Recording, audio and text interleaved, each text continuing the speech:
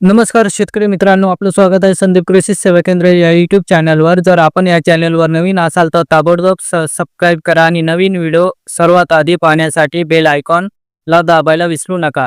Video आवडल्यास like करा, आपल्या शेतकरी बांधवापर्यंत पोहोचण्यासाठी शेअर करा.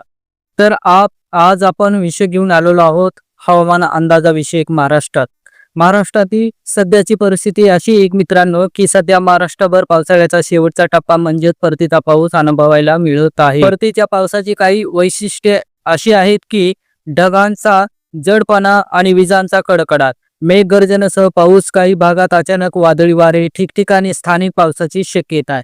या पावसामुळे वातावरण दमदार असून अजूनही काही भागात शेतकरी बांधवांना पावसाचा अनुभव घेतला जातोय.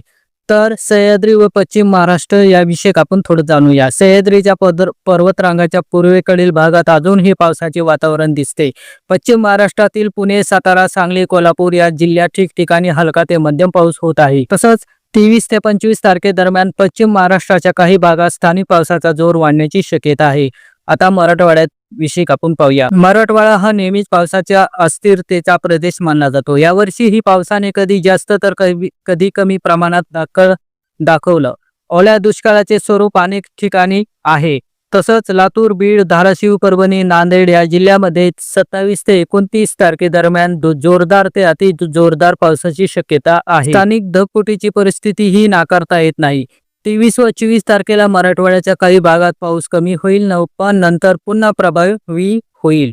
कोकण व मुंबई परिसर. कोकणात नेहमीच पावसाचा जोर जास्त आहे. परतीच्या पावसाची हे चित्र दिसत आहे. मुंबई, ठाणे, रायगड, रत्नागिरी, सिंधुदुर्ग येथे 28 आणि 29 तारखेला जोरदार पावसाचा अंदाज वर्तवला आहे. तर विजांचा कडकडाट आणि वादळी वाऱ्यासह मुसळधार पाऊस होण्याची शक्यता देखील आहे. तसंच समुद्रकिनारी वादळी लाटा असल्याने मच्छीमारी करणाऱ्या बांधवांनी विशेष काळजी घ्यावी. आता विदर्भ विषयी आपण जाणूया. विदर्भ हा मोठा प्रदेश असल्याने पावसाचा प्रभाव वेगवेगळा असतो. अमरावती, यवतमाळ, नागपूर, चंद्रपूर या पूर्व विदर्भातील जिल्ह्यांना 22 ते 24 तारखेदरम्यान पाऊस कमी होईल. मात्र 26 ते 28 तारखेदरम्यान पुन्हा जोरदार पावसाचे वातावरण निर्माण होईल. पश्चिम विदर्भ म्हणजे अकोला, बुलढाणा, वाशिम येथे 25 नंतर थोडा पावसाचा प्रभाव राहील. आता उत्तर महाराष्ट्र म्हणजे नाशिक, जळगाव, धुळे, नंदुरबार या जिल्ह्यात सध्या पावसाचे प्रमाण कमी झालेले आहे. तरीही 27 ते 28 तारखेला नाशिक जिल्ह्याच्या पूर्वेकडील भागात व विजांच्या कडकडाटासह पावसाची शक्यता आहे. तसंच जळगाव, धुळे आणि नंदुरबार मध्ये बहुतांश ठिकाणी पाऊस कमी राहील. मध्य महाराष्ट्र, अहमदनगर, सोलापूर, जालना, संभाजीनगर या भागात परतीच्या पावसाचा ठसा अजूनही स्पष्ट आहे. 23 ते 24 तारखेला वातावरण काही प्रमाणात उघडेल. 27 ते 29 तारखेला मात्र ढगफुटी सदृश्य अतिवृष्टीची परिस्थिती या भागात संभावते. तर नवीन हवामान प्रणाली.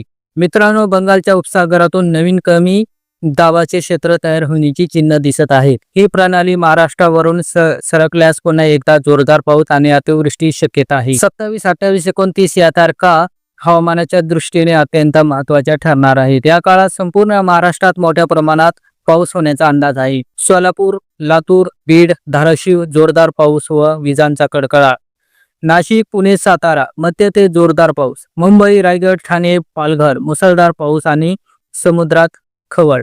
अहिल्यानगर, अहमदनगर, जालना, संभाजीनगर स्थानिक ढगफुटीची शक्यता. रत्नागिरी, सिंधुदुर्ग मुसळधार पाऊस, वादळी वारे. विदर्भातील चंद्रपूर, गडचिरोली पावसाचे प्रमाण उशिरा वाढण्याची शक्यता.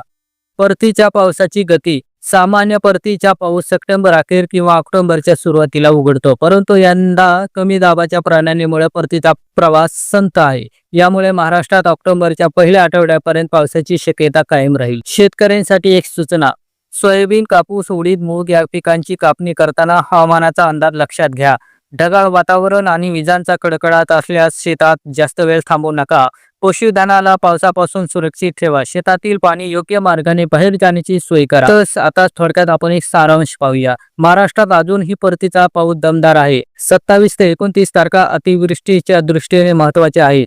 कोकण, मराठवाडा, मध्य महाराष्ट्र आणि काही विदर्भातील भागात जोरदार पाऊस होण्याची शक्यता आहे. 30 तारखेपासून हवामान हळूहळू उघडत जाईल, मात्र नव्या प्रणालीमुळे पुन्हा बदल होऊ शकतो. तर मित्रांनो, हा अंदाज आपल्याला आवडला असेल तर लाईक करा, आपल्या मित्राबरोबर शेअर करा आणि अजूनही चॅनल सबस्क्राईब केले नसेल तर ताबडतोब करा. आपले प्रत्येक लाईक आणि शेअर आम्हाला नवीन माहिती घेऊन येण्यासाठी प्रोत्साहन देते. तर पुन्हा भेटूया पुढच्या व्हिडिओमध्ये महाराष्ट्राच्या हवामान संबंधी नवा अंदाज घेऊन. धन्यवाद. जय जवान जय किसान.